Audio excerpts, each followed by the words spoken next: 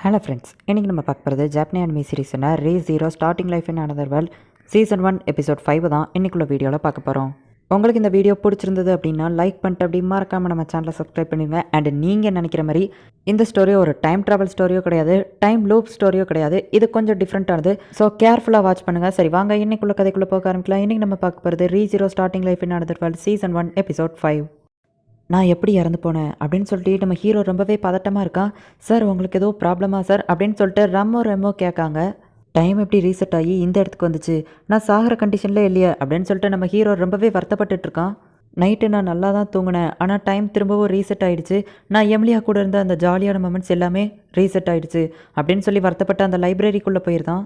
ஹே என் பெர்மிஷனே இல்லாமல் உள்ளே வந்திருக்கிய அப்படிங்கவும் நான் இங்கே கொஞ்ச நேரம் இருந்துக்கிட்டேன் ப்ளீஸ் அப்படின்னு சொல்லி நம்ம ஹீரோ கேட்கான். திரும்பவும் ஏன் வந்தா அப்படிங்கவும் திரும்பவுமா அப்படின்னு நம்ம ஹீரோ கேட்குறான். ஆமாம் 5 மணி நேரத்துக்கு முன்னாடி தானே உன் மான அவ்வளோத்தையோ ட்ரைன் பண்ண, நீ கூட மயங்கி விழுந்துட்டியா அப்படிங்கவும் நம்ம ஹீரோக்கு இப்போ புரிஞ்சிச்சு. ஸோ அப்போது நான் இனிமேல் இறந்து போனேன் அப்படின்னா ரீசெட் ஆகுறது இந்த 2வது இடத்துக்கு தான் வரும். அந்த ஆப்பிள் கடையில் இருக்கிற சேவ் பாயிண்ட் வந்து சேஞ்ச் ஆகி இப்போ இந்த இடத்துல சேவ் பாயிண்ட் வந்து நிற்கா அப்படின்னு சொல்லி நம்ம ஹீரோ பேசிகிட்டு இருக்கவும், என்னடா புரியாத மாதிரி பேசிகிட்டு இருக்கா அப்படின்னு சொல்லிட்டு அந்த பொண்ணு கேட்குறா. ஒன்றும் இல்லை தேங்க்ஸ் நான் போயிட்டு வரேன் அப்படின்னு சொல்லிட்டு நம்ம ஹீரோ கிளம்புறான். என்ன அழுதுகிட்டு இருந்தா நீ பாட்டு வந்த இப்போ உடனே கிளம்புறேன் அப்படின்னு சொல்கிறியா அப்படின்னு அவள் கேட்கவும், நான் திரும்பவும் என்னோட லைஃப்பை ஃபஸ்ட்லேருந்து ஸ்டார்ட் பண்ணுறேன் அப்படின்னு சொல்லிட்டு எம்லியாவை போயிட்டு பார்க்குறான். ஹே சுபாரு உனக்கு ஒன்றும் ஆகலையே, நீ நல்லா தானே இருக்க, நீ எந்திரிச்ச உடனே ரெம்மோ உன்னை காணுன்னு சொல்லி தேடிட்டு இருந்தாங்க அப்படிங்கவும் நான் அந்த லைப்ரரிக்குள்ளே போயிட்டேன் அப்படின்னு அவன் சொல்கிறான். யாருனே தெரியாத எனக்கு நீ ஹெல்ப் பண்ணியிருக்க, ரொம்ப தேங்க்ஸ் அப்படின்னு சொல்லி எம்லியா சொல்லவும் இவன் அவன் மூஞ்சவே பார்க்கணும். என் மூஞ்சில் எதுவும் இருக்கா அப்படின்னே, ஆமாம் உன்னோட ஃபேஸில் அழகான கண்ணு மூக்கு வாய் இதெல்லாம் இருக்குது அப்படின்னு நம்ம ஹீரோ ரொமான்டிக்காக பேச ட்ரை பண்ணிட்டு அப்படி சமாளிக்கிறான். என்னை காப்பாற்றினதுக்கு ரொம்பவே தேங்க்ஸ் சுபாரு. ஆமாம் நீ எப்படி இருக்க அப்படின்னு கேட்கவும், நான் நல்லா தான் இருக்கேன் அப்படின்னு அவங்க பேசிட்டு இருக்கும்போதே பங்க் வந்துட்டு, சுபாரு நீ செஞ்ச உதவிக்கு நான் உனக்கு ஏதாச்சும் திருப்பி செய்யணும் அப்படின்னு அந்த பூனை சொன்னோன்னே, அப்படியா அப்போ நான் எனக்கு தோணும் போதெல்லாம் உன்னை கொஞ்சம் அப்படின்னு நம்ம ஹீரோ சொல்லுவோம். அவ்வளோதானான்னு ஹீரோயின் கேட்குறா. அவன் அந்த பூனை எடுத்து கொஞ்சிட்டு இருக்கான். எப்படியாச்சும் அந்த நைட்டை தாண்டணும், ஹீரோயின் கூட அவுட்டிங் போகணும். ஸோ நடந்த எந்த விஷயமும் மாறாமல் அப்படியே நடக்கணும் அப்படின்னு சொல்லிட்டு நான் இந்த இடத்துல வேலைக்கு சேரணும் அப்படின்னு சொல்லி நம்ம ஹீரோ கேட்குறான். உடனே அதே மாதிரியே இவனை ட்ரெஸ்ஸிங் ரூமுக்கு கூட்டிகிட்டு போகிறாங்க. எனக்கு இதை நீங்கள் ஆல்ட்ரு பண்ணுங்கள். சரி ஓகே என்னோட அளவெல்லாம் மெஷர் பண்ணுங்கள் அப்படிங்கவும் அதை அப்புறம் பார்த்துக்கலாம் அப்படிங்கவும், இப்போ என்ன வீட்டை சுற்றி காட்ட போகிறீங்களா அப்படின்னு சொல்லி நம்ம சுபாரு கேட்கவும், அதெல்லாம் இல்லை வேலை இருக்குது வந்து பாரு அப்படின்னு சொல்லி ரெம்மோ அவனை கூட்டிகிட்டு போகிறாங்க. என்ன இது நான் எல்லாத்தையும் அப்படியே தான் பண்ணுதேன், ஆனால் சில சின்ன சின்ன விஷயங்கள் மட்டும் மாறுது அப்படின்னு சொல்லி நம்ம ஹீரோ யோசிச்சுக்கிட்டே குளிச்சுட்ருக்கான். அப்போ ராஸ்வெல் அந்த இடத்துக்கு வந்துருதான். அப்போ நம்ம ஹீரோவும் ராஸ்வெல்ல பேசிகிட்டு இருக்கும்போது ரொம்பவே சூப்பராக தான் வேலை பார்க்குறாங்க. அதில் ரேம் வந்துட்டு ரொம்பவே என்கிட்ட ரொம்ப க்ளோஸாக பழகிறா அப்படின்னு சொல்லி நம்ம ஹீரோ பேசிகிட்டு இருக்கவும், ரொம்ப க்ளோஸாக பழகிறா அப்படின்னா நல்லது தானே, நீங்கள் ஃப்ரெண்ட்ஸ் ஆகிட வேண்டியது தானே அப்படின்னு நம்ம கேட்குறான். இருந்தாலும் எனக்கு எம்லியா தான் முக்கியம் அப்படிங்கிற மாதிரி நம்ம ஹீரோ மனசுக்குள்ளே நினச்சிட்டு வெளியே வரும்போது பார்த்தா ரேம் வந்துட்டு நிற்கிறா. சுபாரு இன்னைக்கு நைட்டு நான் உன் கூட டைம் ஸ்பெண்ட் பண்ணணும்னு நினைக்கிறேன், ஸோ நீ ரெடியாரு அப்படின்னு சொல்லிட்டு அவள் சொல்லவும், எம்லியா மட்டும்தான் என் மனசில் இருக்கணும், வேறு யாரையும் நான் என் மனசில் நினைக்கக்கூடாது அப்படின்னு சொல்லிட்டு நம்ம ஹீரோ கான்சென்ட்ரேட் பண்ணிட்டு இருக்கும்போது ரேம் வாரா. நம்ம ஹீரோ குறை பதட்டமாக இருக்காவா, நீ ரெடியா அப்படின்னு சொல்லி கேட்கவும் வெக்கப்படுறான். பார்த்தா வந்து எழுத ஆரம்பி அப்படின்னு அவள் சொல்கிறா. இதுக்கு தான் கூப்பிட்டியா அப்படின்னு சொல்லிட்டு நம்ம ஹீரோ போகிறான். உனக்கு எழுத படிக்க தெரில, இப்படி இருந்தேன்னா நான் எப்படி உன்னை கடைக்கு அனுப்பி ஜாமான் வாங்க அனுப்பி விட முடியும், நீ எழுத படிக்க கற்றுக்கிட்டு இந்த சின்ன பசங்க புக்கை ஃபஸ்ட்டு ரீட் பண்ணி காட்டு, அப்படின்னா தான் எனக்கு நீ வேலைக்கு ஹெல்ப்ஃபுல்லாக இருப்பேன்னு நான் நம்புவேன் அப்படின்னு சொல்லிட்டு அவள் சொல்கிறா. சரி ஓகே அப்படின்னு சொல்லிட்டு நம்ம ஹீரோவே இப்போ அந்த ஊரில் இருக்கிற லாங்குவேஜை எழுத படிக்க கற்றுக்கிட்டு இருக்கான். என் மேலே ரொம்ப அக்கறையாக இருக்க அப்படின்னு சொல்லி நம்ம ஹீரோ சொல்லுவோம். அக்கறைலாம் இல்லை, அப்படின்னா தான் எனக்கு வேலை கம்மியாகும், எங்கள் அக்காவுக்கு வேலை கம்மியாகும் அப்படின்னு சொல்லி அவள் சொல்கிறா. இவன் நைட்டு ஃபுல்லாக உட்காந்து எழுத படிக்க ட்ரை பண்ணிட்டு இருந்தா, அவள் என்னடானா அவள் பாட்டுக்கு தூங்கிட்டு இருக்கா. இப்போ ரெம் வந்துட்டு நம்ம ஹீரோக்கு ஃபேண்ட்டையோ ஷர்ட்டையோ ஃபிட்டிங்காக தச்சு கொடுக்குறா. ஆமாம் இங்கே ராஸ்வெலுக்கும் எமிலியாவுக்கும் தான் ட்ரெஸ்ஸஸ் இருக்குது, உங்களுக்கு ட்ரெஸ்ஸே இல்லையா அப்படின்னு சொல்லி கேட்கவும், நாங்கள் இந்த யூனிஃபார்ம் மட்டும்தான் போட்டுட்ருப்போம், எங்களுக்கு அதை தவிர்த்து வேறு எந்த ட்ரெஸ்ஸும் தேவையில்லை அப்படின்னு அவள் சொல்கிறா. ஆனால் நீங்கள் மற்ற ட்ரெஸ் எல்லாம் போட்டிங்கன்னா செம க்யூட்டாக இருப்பீங்க தெரியுமா அப்படின்னு சொல்லி நம்ம ஹீரோ சொல்லவும், அப்படியா அப்படின்னு சொல்லி அவள் கேட்குறா. ஆமாம் நீ செம க்யூட்டாக இருப்ப அப்படின்னு நம்ம ஹீரோ சொல்லவும், நம்ம ரெம்முக்கு வந்துட்டு ஹீரோவை கொஞ்சம் பிடிக்க ஆரம்பிக்குது. அவன் திரும்பவும் காய்கறி வெட்டுறான்னு சொல்லி கையை வெட்டிக்கிறான். உடனே ரேம் வந்துட்டு பார்த்து வெட்டு அப்படிங்கவும், ரெம் என்னடான்னா நம்ம ஹீரோவையே பார்த்துருக்கா, எதுக்குப்பா என்னையே பார்த்துருக்கா, எனக்கு வெக்கமாக வருது அப்படின்னு நம்ம ஹீரோ சொல்கிறான்.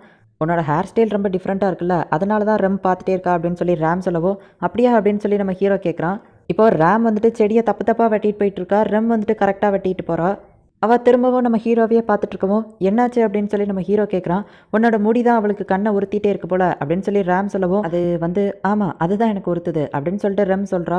என் முடி என்ன அவ்வளோ அன்யூஷுவலாக இருக்குது அப்படின்னு சொல்லி நம்ம ஹீரோ கேட்கவும், அது வந்து ஆமாம் அப்படின்னு சொல்லிட்டு அவள் வந்து சமாளிக்கிறா. அந்த லைப்ரரியன் பொண்ணு இது எல்லாத்தையுமே மேலே இருந்து பார்த்துட்டு தான் இருக்கா. இப்போ அந்த போனை வரவும் அவள் அங்கேருந்து கிளம்பிடுதா. நம்ம ஹீரோ பாத்ரூம் தொடச்சிட்டு இருக்கும் போது ரெம் வந்துட்டு மிஸ் எமிலியாவோட உயிரையே நீங்கள் காப்பாற்றிருக்கீங்க சுபாரு, நீங்கள் ரொம்பவே பெரிய ஆள் தான், நாங்கள் எல்லாருமே உங்களுக்கு கடமைப்பட்டிருக்கோம் அப்படின்னு சொல்லவோ, எதுக்கு இப்போ இப்படிலாம் பேசுகிற அப்படிங்கவும், என்ன மன்னிச்சிருங்க, உங்களோட முடியை பற்றி சம்மந்தம் இல்லாமல் பேசி நான் உங்களை வருத்தப்பட வச்சிட்டேன் அப்படின்னு சொல்லி நம்ம ரெம் கேட்கவும், அது ஒன்றும் அவ்வளோ பெரிய விஷயம் இல்லை, எனக்கு ஒரு ஐடியா, நான் சொல்கிற கண்டிஷனுக்கு நீ ஒத்துக்கிட்டேன்னா நீ சொன்னது எல்லாத்தையும் நான் மறந்துட்டேன், என்னோட முடி உனக்கு பிடிக்கலன்னா சரி பண்ணு அப்படின்னு நம்ம சொல்லவும், உண்மையிலேயே மிஸ் எமிலியா சொன்ன மாதிரி நீங்கள் வந்து வாழ்க்கையில் ஆம்பிஷனே இல்லாதவர் தான் அப்படின்னு சொல்லிட்டு அவள் சொல்கிறா. என்னோட தங்கச்சி கூட நீங்கள் நல்லாவே ஃப்ரெண்டாக இருக்கீங்க, அதுக்கு தேங்க்ஸ் அப்படின்னு சொல்லவும், அவள் தான் எனக்கு ஹெல்ப் பண்ணுறா, லாங்குவேஜ் எல்லாம் கற்றுக் கொடுக்குறா அப்படின்னு சொல்லிட்டு நம்ம ஹீரோ சொல்கிறான். எமிலியா கூட சுற்றுறதுக்காக சூப்பரான ரொமான்டிக் பிளேசஸ் எல்லாம் பார்த்து வைக்கிறான். அதுக்கப்புறமா அந்த பசங்க கூட போயிட்டு விளாண்டுட்டு இருக்கான். நான் நெக்ஸ்ட் டைம் வரும்போது என் ஆள் கூட வருவேன், ஸோ அப்போ நீங்கள் எதுவும் பிரச்சனை பண்ணிடாதீங்க என்ன அப்படின்னு சொல்லிட்டு அவங்ககிட்ட சொல்லிட்டு இருக்கான். அப்போ நம்ம சுபாருவை வந்துட்டு ஒரு டாக்கி குட்டி கையில் கடிச்சிருது. இப்போ ரெம் வந்து என்னாச்சு அப்படின்னு சொல்லி கேட்குறா. ஒன்றும் இல்லை, சின்ன அடிதான் அப்படின்னு சொல்லிட்டு அவள் கூட கிளம்புறான். பசங்க எல்லாருக்குமே உன்னை ரொம்பவே பிடிச்சிருக்குல்ல, நீ ரொம்ப நல்லவனாக இருக்க அப்படின்னு சொல்லிட்டு ரெம் நம்ம ஹீரோவை பாராட்டுறா. ஆனால் நீ பண்ணுற லெவலுக்கு நான் எந்த வேலையுமே பார்க்குறதில்ல, நீ தான் ரொம்பவே சூப்பராக வேலை பார்க்குற அப்படின்னு சொல்லிட்டு நம்ம ஹீரோ வந்து ரெம்மை பாராட்டுறான். ஆனால் என் சிஸ்டர் தானே உனக்கு லாங்குவேஜ் எல்லாம் கற்றுக் கொடுக்குறா அப்படின்னு சொல்லி நம்ம ரெம் கேட்கவும், ஆனால் அவளை விட நீ தான் ரொம்பவே ஆசமானவா, அப்படி டீமன் லெவலுக்கு வேறு லெவலில் வேலை பார்க்க அப்படின்னு சொல்லிட்டு நம்ம ஹீரோ சொல்லவும், டீமனா அப்படின்னு சொல்லவும், அதை வந்து நான் சும்மா ஒரு பேருக்காக சொன்னேன், ஆனால் டீமன்ஸுமே ரொம்ப சூப்பர் தான் அப்படின்னு சொல்லவும், டீமன்ஸ் உனக்கு பிடிக்குமா அப்படின்னு கேட்டுட்டு நம்ம ரெம் சிரிக்கிறா. உடனே நம்ம ஹீரோ ரெம்ப பார்த்து உன்னோட இந்த க்யூட்டான ஸ்மைலுக்கு நான் 1 மில்லியன் பாயிண்ட்ஸ் கொடுப்பேன் அப்படின்னு சொல்கிறான். அதுக்கப்புறமா அவங்க 2 பேரும் வீட்டுக்கு போகிறாங்க. இவன் ஹார்ட் பக்கு பக்குன்னு துடிச்சிட்ருக்கு. ஏன்னா எமிலியா பக்கத்தில் உட்காந்து இன்னைக்கு நைட்டு நானும் உன் கூட இருந்து படிக்கிறேன் அப்படின்னு சொல்லவும், இவன் ஹார்ட் ரொம்பவே வேகமாக துடிச்சிட்ருக்கு. சரி ஓகே அப்படின்னு சொல்லிட்டு அவன் சொல்லிட்டு, எமிலியா உன்கிட்ட ஒரு விஷயம் கேட்கணும், நீ என் கூட டேட்டிங் வரியா அப்படின்னு அவன் கேட்கவும், டேட்டிங்னா என்ன அப்படின்னு சொல்லி அவள் கேட்குறா. ஒரு பையனும் ஒரு பொண்ணும் தனியாக சேர்ந்து வெளியே போகிறதுக்கு பேர் தான் டேட்டிங் அப்படின்னு சொல்லிட்டு அவன் சொல்லவும், ஓ இன்னைக்கு நீயும் ரொம்ப போனீங்களா அந்த மாதிரியா அப்படிங்கவும், ஐயோ இதை நீ மறந்துரு, இதை கணக்கிலேயே எடுக்காத, என்னை மன்னிச்சுக்கோ அப்படின்னு சொல்லிட்டு அவன் சொல்லிட்டு இருக்கான். உன் கூட சேர்ந்து நான் தனியாக வெளியே போகணும்னு ஆசைப்பட்றேன், உனக்கு காட்டுறதுக்கு அழகான பிளேசஸ் நிறைய இருக்குது, அது போக க்யூட்டான பசங்களும் இருக்காங்க, நான் அப்படியே அதெல்லாம் ஃபோட்டோ பிடிச்சி வச்சுக்கிடுவேன் அப்படின்னு அவன் சொல்லவும், நான் அவன் கூட வந்தால் பிரச்சனை தான் அப்படின்னு அவன் சொல்கிறா. பரவாயில்ல நீ என் கூட கண்டிப்பாக வரணும் அப்படின்னு சொன்னோடனே, சரி ஓகே நான் அவன் கூட கண்டிப்பாக வரேன், நாளைக்கு நம்ம 2 பேரும் வேலையை முடிச்சுட்டு போவோம் அப்படின்னு எமிலியா சொன்ன உடனேயுமே, உனக்கு கொடுத்த ப்ராமிஸை நான் நிறைவேற்றுவேன், எப்படியாச்சும் உன் கூட வெளியே வருவேன் அப்படின்னு சொல்லி நம்ம ஹீரோ மனசில் நினச்சிட்டு இருக்கான். அவன் ஃபேஸ் சீரியஸாகவும் என்னாச்சுன்னு நம்ம ஹீரோயின் கேட்குறா.